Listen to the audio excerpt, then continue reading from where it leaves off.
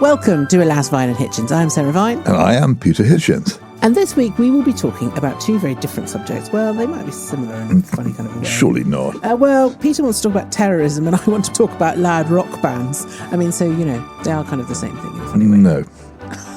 Join us after the break.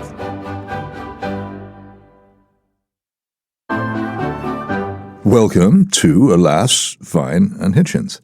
She is Sarah Vine. Hello. And I am Peter Hitchens. And this week I want to talk about the very strange subjects of terrorism and extremism, words widely used but not very much understood. We get ourselves into a panic about terrorism. Isn't that precisely what terrorists want us to do? Since particularly 2001, our society has narrowed itself, has made itself less free, has introduced all kinds of restrictions on travel and indeed on thought. It's made it easier to prosecute people for basically saying things in response to hideous acts of mass murder, but not necessarily in an intelligent response. Do we know that similar acts have been prevented by the things that we did? Did we not change our society in response to what evil people did to us? Should we not have said, rather than that, no, we're not going to allow you to push us around. We're not going to change our society. Why is it also that we so often, having made great stands against terrorism, then give in to it? Most of my adult life until the end of the 20th century was spent in watching the Irish Republican Army murdering people both in Northern Ireland and on the mainland territory of this country. And there were constant statements by major politicians, including prime ministers, saying we will never surrender to these people, we will hunt them down, and we will punish them for what they've done. They were a menace. And on a particular occasion in Brighton, when they blew up the government's hotel and nearly killed the Prime Minister, and as many of us have remembered in the past few days, very badly injured Norman Tevitt, whom I knew, and his wife Margaret, and actually killed a number of other people. What happened to the person, a man called McGee, who actually blew up the Grand Hotel? He's now at liberty. He's at liberty thanks to something which everybody calls the Good Friday Agreement, piously, which was in fact an instrument of surrender to the provisional IRA signed by the British government in 1998.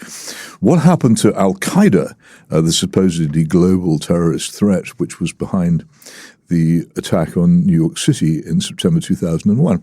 Well, it just so happened that the other day, a former Al-Qaeda operative became the head of the government in Syria with our backing. And we've suddenly become pals with Syria, which for many, many years we'd refused to do. And I believe David Lammy was in Damascus only the other day handing them money. I can't make sense of this if what we say is true, if our rhetoric about terror has any reality to it. We can't be doing these things. I also object very strongly to the way in which we have made our society less free and more narrow and more unpleasant in response to it. And I just wonder what it is that really goes through people's minds when they discuss these things. And I also think that we should be very careful, because terrorism is also now being put on a level with something called extremism. And one hears quite a lot, for instance, of a thing called right-wing extremism, which is supposedly a great menace to this country, which we're also supposed to be on the lookout for. Are these preparations for more attacks on freedom and more limitations on freedom of speech?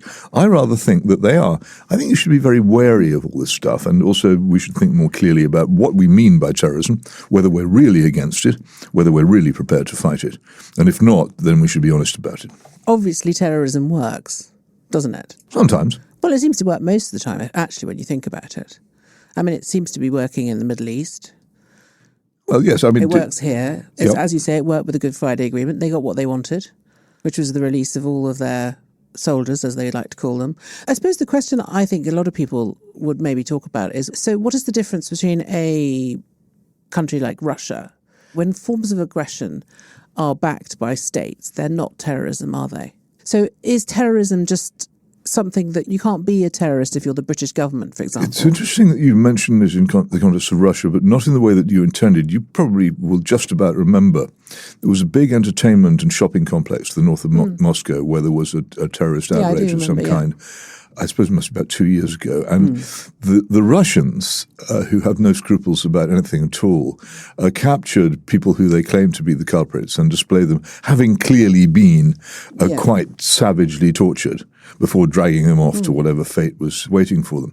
Now, it is probably true that a state as ruthless as that is not going to suffer very much from terrorism. It doesn't mind if it kills or tortures or maims quite large numbers of wholly innocent people in pursuit of crushing whatever the terrorist group is. And as a result, it's unlikely that terrorism will flourish in that sort of state. Yeah, they're not going to come back. That's not a recommendation to me for totalitarianism. No. It means that free countries and democratic countries will always be more vulnerable to terrorists. Yes, exactly. But the point than others. How do we define terrorism? Well, that's what I mean. Aren't all acts of aggression essentially terrorism in some form? Well, no. I think terrorism tends to be domestic rather than international. Well, for me, I think it's basically insurgent. So I think terrorism tends to be, on the whole, for the most part, it's a response to an authority that you don't agree with. Well, it might be backed by another authority that from outside your country wants to overthrow your government. So Hamas backed by Iran, IRA backed by America. In the end, that is what actually happened. Exactly. Yes, but the fundamental common denominator is that you believe that you are rising up against an authority with which you don't agree. You may believe it, but you probably aren't. In almost all cases, these people are being manipulated by outside forces which are intervening in the country involved. To me, I think the important thing is to recognise that there are some cases, some forms of government where it is justified to rise up against them violently. But who makes that decision? Well, I think the decision is quite simple. If you're able in a society to pursue change through lawful and democratic means, then, as I believe that people were in Northern Ireland, for instance, in 1969, then the violent route is ruled out. You can't do it. And I think that it's as simple as that. It is terrorism rather than an insurgency. Yes, whereas you take, for example, some of the actions of the French resistance between 1940 and 1944, the blowing up of factories and bridges. And that you would not consider that I would not call terrorism, because there was no democratic, no lawful means to combat and actually an unlawful and an oppressive tyranny imposed from outside. So it's not the methods. It's the context in which the methods are used is important. Who decides who is right and who is wrong? And basically, it seems to me that the people who think they're in the right always accuse the other people of being terrorists because they consider their way of life to be the correct one. But if you don't agree with that, are you a terrorist or are you just a sort of an insurgent? Are you somebody who just has a different worldview and wishes to put it in place? My question is this: if you think they're genuinely terrorists and that their actions are evil and unjustified, can you make deals with them? Well, my view is no, you can't. If you're going to go down the road saying X is a terrorist and we believe these people are a menace nationally, internationally, and criminals into the bargain, then you can't then make deals with them and ever consider yourself honest again. But if your ultimate aim is to stop them from doing what they're doing and to save the lives of the people who would otherwise be killed by their actions, does it really matter? No, but you can always save lives by surrendering. And most surrenders are undertaken to save life. That's why they happen. But in terms of the question is always: was there an alternative? Should you have fought on? What would have been the alternative? Well, in fighting in Northern Ireland, there's more death. In Northern Ireland, the alternative would have been to because they weren't going to stop. Well, actually, they quite possibly were. But if an intelligent political line had been introduced, and also if the United States hadn't come in more or less on their side. Well, one of the most startling things I've witnessed in my entire life, and I've seen several, was I was in Washington, D.C. when Bill Clinton decided that he was going to give a visa to Jerry Adams. And it just turned upside down the whole relationship between this country and the United States.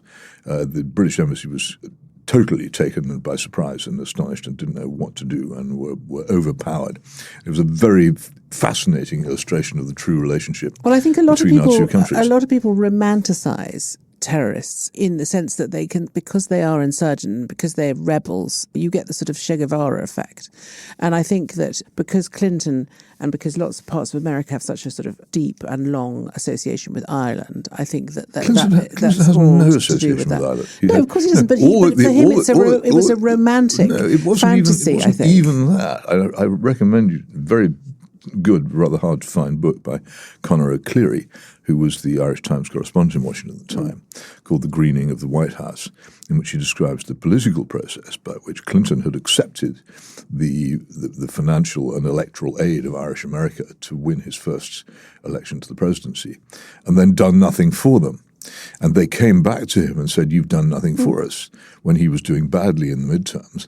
And he suddenly realized that he was going to lose a very important part of his support if he didn't.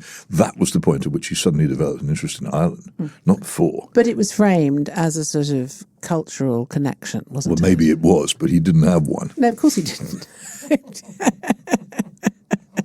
I promise you. I mean, I was intimately involved in all this stuff. I remember a senior administration official in the West Wing taking me to one side and trying to persuade me of the rightness of their policy.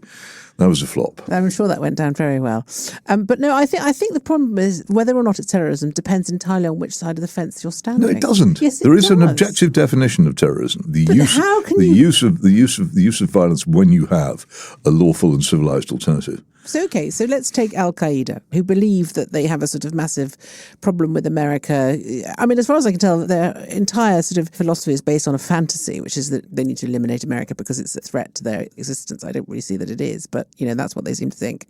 So how would you negotiate with them? Oh, I think that I wouldn't negotiate with them, but the point is that if I were an Arab Muslim person in the Middle East who believed that Israel's existence was illegitimate, right, then I would, which I think was fundamentally at the bottom of the 11th attacks, along with the desire to get American troops out of Saudi Arabia. These were if you can ever get hold of the videos which the actual murderers made, you'll find that's what was on their mind. Okay. Then what you do is you work very hard on lobbying in the United States to change its policy. And in fact, so what would the policy be? The bizarre Israel? thing is that the current policies of Benjamin Netanyahu in Israel are probably creating in the United States now conditions in public opinion which will make it much more likely that the United States will be less supportive of Israel in future and more willing to press on Israel the sort of compromise which those people would want. Exactly. Yeah. But you see, so that there is a peaceful route available. Even there is a peaceful route available. I can't, as far as I'm concerned, what they did on September the 11th was mass murder. Yes, of course it was. And what they did on October the 7th was mass murder. Conor O'Cleary, who I mentioned earlier, was in New York City when it happened. And he remembers the horrible sound of the people who were trapped at the top of the buildings, realizing that there was no rescue from the fire beneath them and jumping. He remembers that. It was appalling. There's no, and yet now we have, as I say, this person who was very much associated with, I put this very mildly, with Al-Qaeda, now in charge of Syria. And suddenly we're rushing to his aid and abandoning sanctions against his country and giving him money. Hasn't he, by that association, ruled himself out of such treatment? Well, I would have thought so. I would think so again, too. You see all the time you see these people. You see Iran recently were in charge of the United Nations women's bit. I mean, how is that even possible? I mean, the United Nations is a puzzle all of its own. I mean, going back to Israel, I think people who support Palestine would argue that what Israel is doing is an act of terrorism. I'm not saying that that's what I'm arguing, but I'm just saying it depends where you stand. I'm not sure where the states. So is it the case that if you are a state perpetuating violence against another group of people, it cannot be terrorism because you are a state? If you're a sovereign state, then the laws are different. Okay. Of course, the laws of war and the Geneva Conventions do very much apply to you. And now it seems the slightly dubious body, in my view, the International Court of Justice applies to you as well. Because you're a sovereign government, you're in a different position from. Yes, but if you believe that Israel has no right to exist, then obviously you don't recognise its sovereignty. Then obviously what you think it's doing is terrorism. Well, you may do that, but you'll struggle to persuade most people of that argument. I don't know that you would. I mean, if you look at the streets of London every Saturday, whenever. But that's not most people. Well, it's quite a lot of people. It's quite a lot of people. But I think the thing about demonstrations is you don't want to let yourself be beguiled into believing they necessarily speak for anybody other than themselves. The thing that I think is that violence is never really a very good answer to any of the questions in life. And generally speaking, if you can come to some sort of arrangement, and if that involves a little bit of compromise, then I think that's okay. Violence is a tremendous answer to evil force. It is necessary. There will be times when you have to use violence, or at least the threat of violence, to crush or deter evil force. You have to do it. No proper state can manage without it. Yes, but there are levels of violence. You should be trying to avoid it. Yes, but there are degrees of violence. Of course there are, yes. That's what the Geneva Conventions and everything else are about. When the Brighton bomb went off, I was actually living in Brighton, in Charlotte Street, which was quite a sort of I would say, IRA-y part of Brighton. And they used to pass the cap around in the local pub. And I remember hearing the explosion. And I remember just being astonished at the sort of connection between what people had been talking about in the pub and what had just happened in the hotel. It was just awful. But did they see it? And the thing is that I think with terrorists, generally speaking, is that they dehumanize their intended victims. So, we've just had the 20th anniversary of the 7/7 bombs. Yeah. And, I think in order to do something like that, you genuinely have to think that the people that you are about to kill and maim or rape in the case of October the 7th are not human. And I think that oftentimes religion is a very helpful adjunct to that, because if you don't agree with somebody's religious beliefs, or you think that they're inferior because they're not of the same religion as you, and or if your own religion teaches you that you are the chosen ones and that everybody else is just a sort of worm, then it makes it much easier for you to go and do things that are, manifestly evil and wrong. So for me, it's all about sectarianism, really, and I think that's what it comes down to. And most terrorist activity is fundamentally based in that, I think. I do not think that the struggles in Northern Ireland were about the real presence of Christ at the communion table. I just don't, and you won't persuade me of it. On that note, we must take a break. Do let us know what you think. And it's a Gordian knot, which we're trying to unravel, but if anyone can, Peter can. This is Alas, Violin Hitchens asking all the big questions when we come back. As Black Sabbath and Ozzy Osbourne retire the band at Villa Park, I am asking, why don't we make rock stars like we used to? Join us after the break. Welcome back. I'm Sarah Vine. And I am Peter Hitchens. And I have a simple question. Why don't they make rock stars like they used to? Presumably because they didn't like the ones they used to make. That's just not true. And also, you haven't let me finish my question, which is just rude, because I let you finish your question. Oh, okay. So, I watched, there was a brilliant concert in Birmingham this weekend where Ozzy Osbourne bowed out. He's got terrible Parkinson's.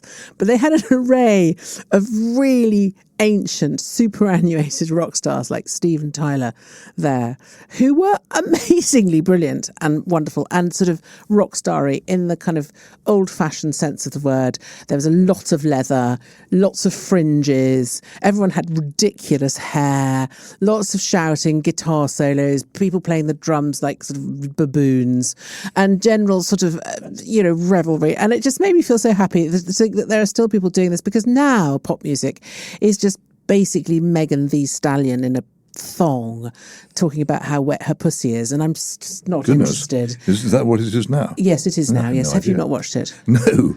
You're missing out, Peter Hitchens. I found it very heartening to, and of course I think one thinks of Mick Jagger, who is 927 and obviously sleeps in the soil of his native earth, who is still snake hipping around the stage like a 22-year-old. And I just... 22-year-old snake. A 22-year-old snake, or indeed vampire, and fathering children. And I just think I miss those days. And it was quite fun because this morning the scientists at Durham University have proven scientifically that Coldplay are the most boring band in the world. No, they haven't. Which I agree with, because Coldplay make the kind of dreary, I've got so many feelings sort of rock music that has basically ruined it for everybody else. And it was just fun to see a bunch of basically, but they are quite talented musicians, but they are basically sort of, can I say piss artists? Basically that. And let me let you into something Go on, then. here. If you played to me on what I call radio, a record player, Black Sabbath or Coldplay, I wouldn't know who they were. No, so I was going to ask you. I have no idea what they sound like. I may have heard them in a lift. I have. I went as part of my job as Washington correspondent of the Daily Express I hasten to add. To a not voluntarily, obviously. To a Rolling Stones concert in Washington, D.C. Which one? Which tour? It was called Wheelchairs of Steel, I think was what it was widely known as at the time. They were quite old. I thought I was being very bright by taking a pair of binoculars, because you didn't get that close to them. But what I simply didn't realise, because the last time I'd been anywhere near live music had been, 30 years before, and this was in the 1990s something. I simply didn't realise how much noise these things made, and I hadn't taken any earplugs.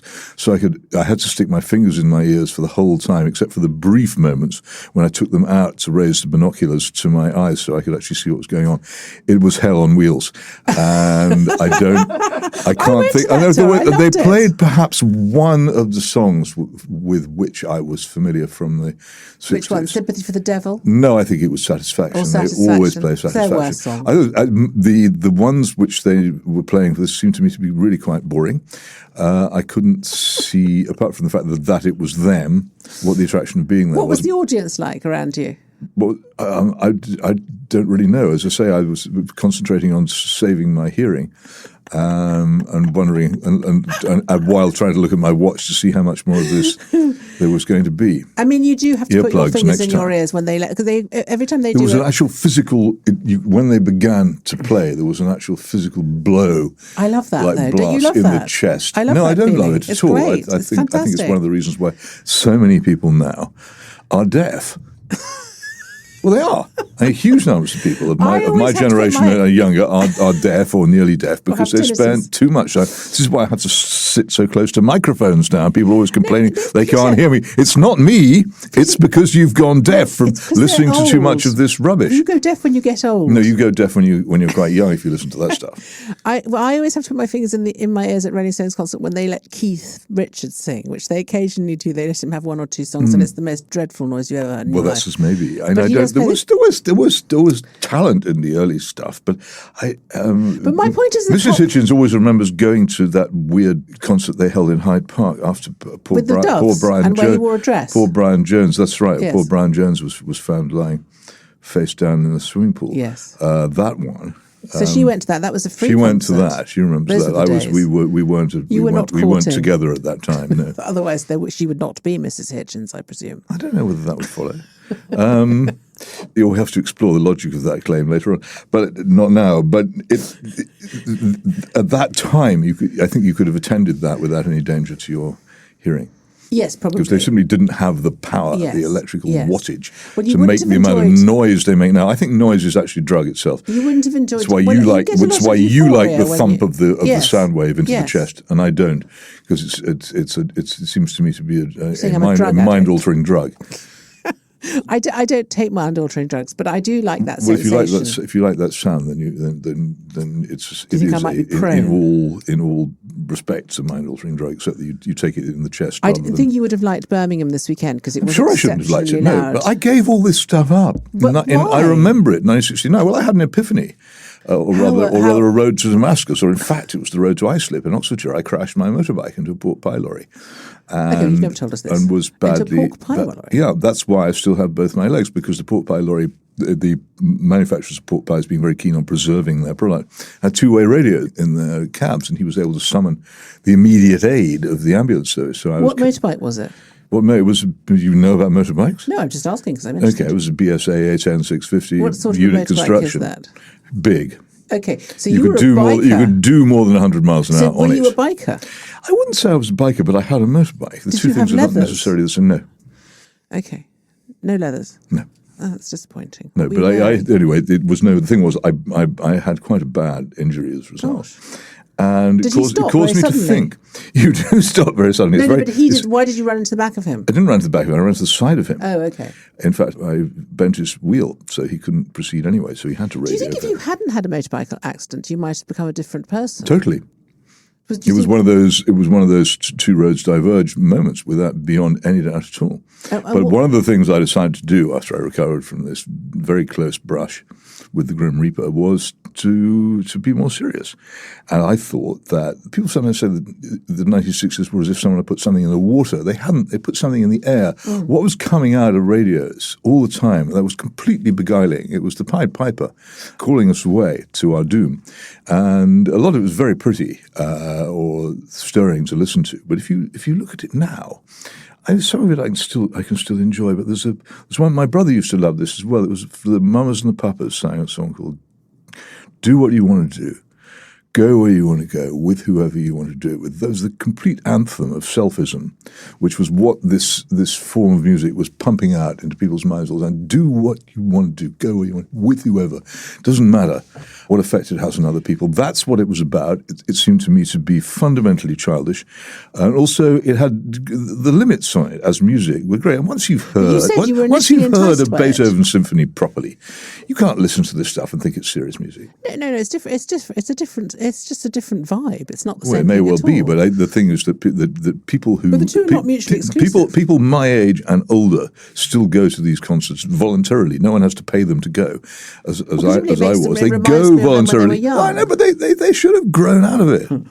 Yes, but most people, I mean, boomers particularly don't really grow out of anything. Seems not. No, they're eternal. That's why I'm constantly being called a contrarian, because I don't fit in.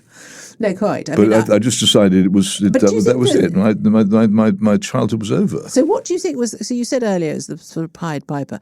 Do you think it was because we'd just come out of a generation who'd had to do everything that they were told to do and to do lots of things they didn't necessarily want to do, like go to war and all that kind of stuff, and that it just felt very liberating? Could be. Don't know. I see. Just happened to be a number of things. And were you taken in initially to by have it? this? Did you feel the pull initially? Or, Oh yes. And then you had an accident, and then you decided, no, I'm going to do a different life. Yes, I think that's a very basic summary of my feelings. Yes. Well, which brand of pork pies was it? I think it was Walls, but I wouldn't like to be. Walls was very dominant in the pork pie market in 1969, so it probably was Walls, but it might have been somebody else. I do listen to a lot of classical music. I was that girl in school who used to listen to classical music while everybody else was listening to rock and roll. But I do appreciate a good sort of rock and roll bargee. I think it's quite fun. Okay. I think there's a lot to be said for it, and I think it's a way of rebelling. You still read the Beano?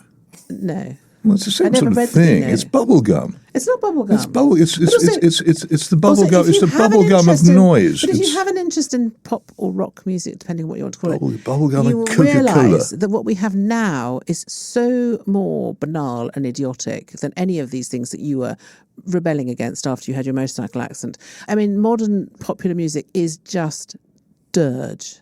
I mean, it's unbelievable. And it's also pornographic. I mean, most of it is porn. I mean, literally porn. I mean, I walked into my son's room the other day and him and his friends were watching a music video and I just thought it was a porn video because the two are almost indistinguishable these days. And at least, this is where selfism leads. It goes on and on, devouring itself, demanding more and more and more abandonment of any kind of principles of self-denial, on which civilization has to be based. Yes, but I mean, people aren't going to just listen to Bach the whole time. They're not, no, especially because they're not educated to. In many cases, they're deprived of it. They will never ever hear it, or they're brought up in such a way that they find it repulsive. You know this thing about how some shopping centres play Bach over their public address systems to drive away teenagers. Yeah, really? Yes, have you not heard this? It's quite well known. That's quite interesting information. It's quite well known, but it is useful. It is apparently so. I don't think it's because teenagers naturally hate Bach. I think it's because the kind of people who've now reached their teens have been so morally uneducated, and that they find the language of Bach, which is the opposite of that, very hard to take. Yes. I think it would be an interesting experiment to expose you to some drill or trap Well, music. what would you be trying to find out? Well, I'd be interested to know what you think of it and whether you think it has any melodic merits at all. Well, I know nothing about music, so I wouldn't know if it had any melodic merit. I know perfectly well that I would not like it. I was very interested when the United States turned on poor old General Noriega in Panama a few decades ago. You remember him? When he took refuge in an embassy, I think, in Panama. And how did they get him out? They used rock music as a weapon. They put huge speakers up against the house and played it very loud, thereby proving, it seaned to me, the repulsiveness of it beyond all doubt. Do you think he eventually came out whimpering. Please let me go home. Well, sort of waterboarding without the water. I think it's time. Well, yes, I think it's time for some letters. We have many letters and many emails, which is lovely because people are obviously listening, which is what we like. I've got one here which is from Jenny via Spotify, and she says, when complaining about the hot weather in England, please show some respect to your Scottish neighbours who are still waiting for summer. I'm sorry, Jenny. I'm sorry, very sorry. Right.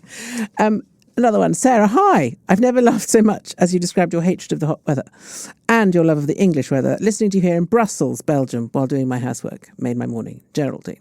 And here we have, well, I must say, Brussels can be very nice at any time. It is lovely. We have Polly via Spotify, who nicely says this is a fantastic show. She says, a topic could be worth discussing, the butchering of the English language. Oh, no, I can't read this, but she liked my reading of The Abolition of Britain and says that... It says, I was amazed at how well you speak, and it seems to be a dying art. So she's very complimentary. You're too modest. Well, it's nothing to do with me. I wasn't given this voice. No, but you have an excellent voice. It was given to me by my parents and by my teachers and by the society I grew up in. It's not me. I can't claim any credit for it. Well, yeah, but you've kept it, because quite a lot of people go and change their accents, don't they, to be more... I suppose if they want to join Black Sabbath, they probably have to, don't they? You know, people, all those posh people who pretend to drop their H's. I hate it when people say Yes, well, I'm sorry that it isn't taught as well as it once was. You don't have to sound like me to speak English well. There's one here for you, Peter. It's a gentleman, Robert, from South Carolina. Wow. Anyway, he says, I have a question regarding Mr. Hitchens' recent mention of the film The Apartment. Namely, I would love to hear why you hold it in such high regard. One of the best films ever made. I am asking because on your word, I watched what has become one of the greatest films of time in my own mind, Never Look Away. Oh, yes, Never Look Away. That is so good. Okay, take it away, Peter. Bicycle Thieves is another great film. Il ladro di biciclette. Yeah, which you will doubtless have seen and can get in the original Italian, which I cannot.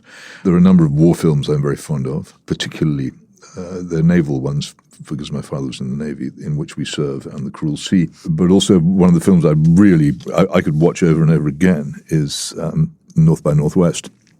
Which Eva Marie Saint, who stars in it, I think had her 100th birthday last week. Really? Gosh. That's astonishing. That's extraordinary. But and I remember her being asked, do you spend all your time luring men to their doom in the dining car of the 20th Century Limited? Something I sometimes wish would happen to me, only there is no dining car on the 20th Century Limited anymore. So there are those. But immediately when people ask me this question, my mind goes blank, and I stop being able to remember the films that it's I a bit like really, going to a really record liked. shop. That used to happen to me. Yeah, but those are some. But you seem to have spotted the really, really good ones. But if I think of any more before we finish the program, I'll burst. Well, we can always put them in the in. notes. Robert says, Sarah, not to leave you out, has Peter ever put a film on your radar which you have enjoyed? I don't believe I have. I don't think you have. I've suggested but you haven't asked me, mind you. I've suggested a few to you, but you haven't watched them, have you? I don't know. I've forgotten. What did you suggest? Don't love me, do you? You're not even paying come attention. On. Loyalty test. See what I have to put up with, Robert? But yes, would you recommend a film for me? Oh, all the ones I've just mentioned. Okay. I think you should definitely watch Ida if you haven't. Okay, no, I don't think I have watched Ida. It's Polish. I think you should watch The Boys from Brazil. I probably should. It's just Olivia. It has Laurence Olivier and Gregory Peck. Oh, of course, the lives of others. I forgot. Yes, everybody should watch The Lives of Others. Yes. Here's another letter, Shane from Shoreham by Sea. I wanted to thank both of you for bringing up the subject of adoption on a recent podcast. Even when I hear the subject of abortion comes up in debates, people argue against never bring up adoption. I was adopted myself, and it was really nice to hear someone use their platform to speak in favour of it. The point about it being easier to get an abortion than to adopt is so true and extremely sad. That's very true, isn't it? Yes, but it's worse than that, isn't it? I mean, I try not to be, because people say, "Oh, you're a man; it's none of your business," which I disagree with, but it prevents arguments. I try to be when arguing about abortion. I try to be open-minded about the obvious horrors that some people get trapped in, rape victims and so forth, and the inability of anyone who isn't them to take a decision on what should happen to the resulting child. Though I have met people who have been born after rapes who will say that they're really, really glad that their mothers didn't abort them and that they've had full and proper lives, and it seems strange to punish the child for the action of the rapist. But leaving that aside, the question which I always ask people when they make the case for abortion is, in what way can you possibly say that an abortion in this case would have been better than having the child adopted? And I find it very difficult to answer that question other than say it would obviously have been better to have the child adopted, because so many people long to adopt children and cannot. What I would say now is that it's not shameful for, well, not in our society anyway, it's not shameful for a woman to have a baby without a husband. So if you are pregnant and you don't want to keep the child, there's no real downside to just having the baby. You're not going to be pilloried. You're not going to be shunned. You're not going to be made to go and live in some dreadful laundry where everyone treats you appallingly. You'll probably get a lot of assistance and help, and everyone will be very nice to you, and then you can give your child up for adoption and go back to your life. So I think in the past there was a massive stigma attached to unmarried women who were pregnant. That is not the case anymore. And I also don't think that it's terribly helpful when you have celebrities like Lily Allen being so incredibly blasé about their abortions. And she said on a podcast recently, I think I want to say I've had 5, but I can't really remember. I mean, it's just not a good look. Well, her life is not yet anywhere near its end. She has many years to live, I hope. But let me just say the point. There used to be, when I was living in the USA, a very powerful, very brief film put on as an advertisement by the anti-abortion lobby. And it showed a young-ish woman in a park, and she's watching a child on a swing. The child begins to run towards her and then vanishes. And I think it was a very, very potent representation of what many women who have abortions later feel. I think you're right. About the loss. I think you're absolutely right. And people don't know because they're constantly propagandized that it's just a simple thing, it doesn't matter. But the endless concern about what might have been, I think dogs people who do this in many, many cases. And it's a terrible part of it which is not explored enough because it's so lightly passed over as just a little procedure which leaves no real trace. Yes, it's not true. And people talk about it in those terms. But I think also, I think often when women go on to have children, they realise, especially if they've had abortions and then they get married and they have children, they realise what they've lost. But what's lost is lost. It's not exactly. It's not recoverable. But I also think that we have a burgeoning market in surrogacy with people who are desperate to have babies, who for whatever reason can't get pregnant, can't have children. And they pay people to have babies to get pregnant, which they then... Why can't somebody do some joined up thinking and say, okay, you could have an abortion, or we can put you in touch with this couple who are desperate for a child. You're pregnant. They will, look after you, pay for your food and accommodation and medical bills, and then you can give the baby up to them. Nobody's thought about doing anything like that. It's just funny, isn't it? But I think there are some people in the pro-abortion movement who actually are in favour of abortion as a thing, who actually just on principle. Yeah, but it used to be in the platform of the Democratic Party in the United States that they said that abortion should be safe, legal, and rare. Recently, the word "rare" has been written out of it because really has, I think quite a lot of people in that movement are quite happy for abortions to take place. They see them as some sort of blow against the patriarchy. I'm afraid it's not as straightforward as it might first appear. Anyway, it is an endless subject, and thank you, Shane, for writing in. Our final question. Do you want to read this, Peter? This is from Terry. He says he's written before about his e-bike problems in his home city of Manchester, but he now has a more light-hearted question. He wonders if either of us is a big sports fan, and if so, do you have a team you support or follow?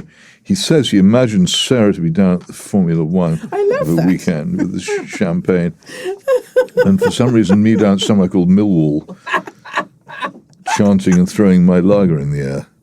How close, he wonders, to the truth is he? Well, Sarah, are you a Formula One champagne? I'm not a Formula One fan. I do like the tennis, though. I like watching. I've never been to Wimbledon, but I do watch it on the telly with a glass of rosé and a strawberry. Well, I couldn't care less about sport of any kind. And it would, if I was ever came under interrogation from hostile power, exposing me to lots and lots of it would probably make me crack very quickly. I can't stand it. It's partly a result of my education, in which there was an awful lot of compulsory sport. Yeah. And this is in the days when, if it rained, it didn't matter. You still went out, and we played football with leather balls, and if they hit you in the face, it could spoil your whole day. I quite enjoyed some of it, but I was also a shrimp, and in most of the games that led to being flattened in the mud. You noticed the mud and drizzle feature a lot in this. I can see. When I got to my secondary school, I worked out that I could actually avoid it. I actually paid people to play cricket for me. It took the authorities a year to notice that I had never turned up for a single afternoon cricket This game. is where girls have an advantage. 2 shillings a time it cost. This is where girls have an advantage because you can, of course, always pretend to have your period, which I suppose Well, I wouldn't be didn't an have, option for no, you, no. sadly. But my son occasionally makes me go to the football. Yeah, I've been to football, and it just confirms it. I've never. It's a bit like going to a rock concert. And also, no, it's different. It's but a it's similar thing. different. There is a large place full of people shouting. But the thing is that I have never seen, either on television or in a football stadium, I've never seen a goal scored live. I've seen it in the reaction replay for the simple reason that by the time they get scored, I'm so bored that my mind has wandered, and I'm looking out either by glazed over completely, or I'm looking out over the landscape at that rather nice clump of trees. Or have you been? No, with I went with I Offspring. find that going with my son is good fun because he does explain to me all the things that are happening on. I know the rules. No, it's not about the rules. Played it. He explains why it's interesting. Anyway, I get a commentary, which is useful. Well, good, but I don't ever wish to go again. No, Thank fair you all enough. the same, and that's all right. Okay. Well, thank you. Well, thank you, everyone, for listening. We have been Sarah Vine and Peter Hitchens. Thank you for listening to Alas, Vine and Hitchens. We will be back next week. Don't forget to check out this week's reading and watch list and share the books, TV and films you think we might want to read or indeed watch. For that or anything else, you can email us alas@mailonline.co.uk. You can leave a comment on Spotify. We like those. Or even send us a voice note on WhatsApp 07796 657 512, and please start your message with the word alas. Thank you for listening.